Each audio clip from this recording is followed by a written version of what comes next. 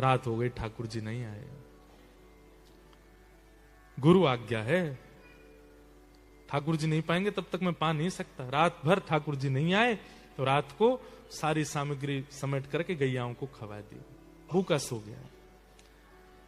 एक रात निकल गई, दूसरा दिन आया, आज ठाकुर जी आएंगे, कल व्यस्त रहे होंगे कहीं पे। दूसरे दिन फिर पत्नी भोग लेके आई, सब सामग्री सजाई, बैठ गया, ठाकुर जी आओ, पाओ, भोग लगाओ, फिर हम पाएंगे।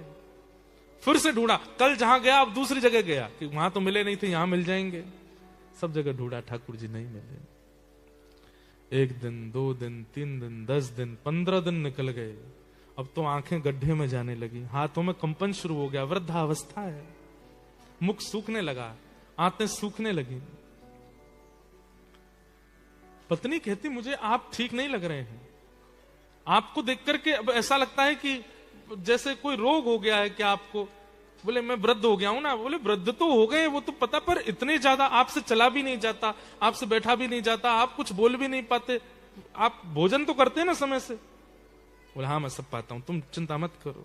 लेकिन वो रोज जाते, ठाकुर जी को निवेदित करते, ठाकुर जी नहीं आते तो रात में सब गैयाओं को खिला देते।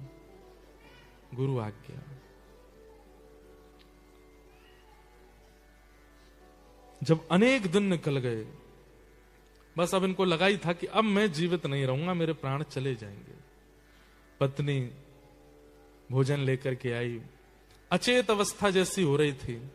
पत्नी ने कहा मैं खिला दूं आपको। बोले नहीं नहीं, रख जाओ, मैं खा लूंगा और तुम जाओ वापस।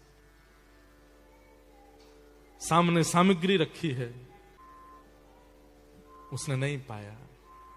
अंतिम क्षण चल रहा था, ठाकुर जी को बुला रहा था, इतने में ही मुरली मनोहर श्याम सुंदर साक्षात प्रकट हो गए।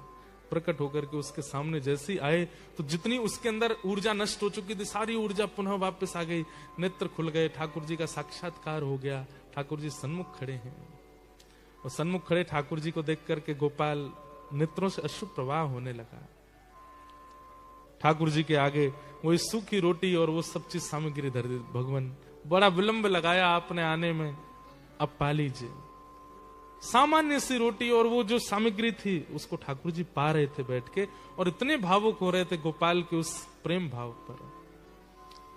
ठाकुर जी ने कहा अब हमने पा लिया, अब तुम भी पाओ।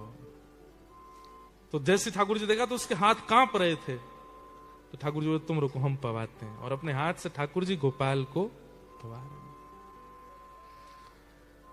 ऐसा अद्भुत भाव ठाकुर जी को लगा।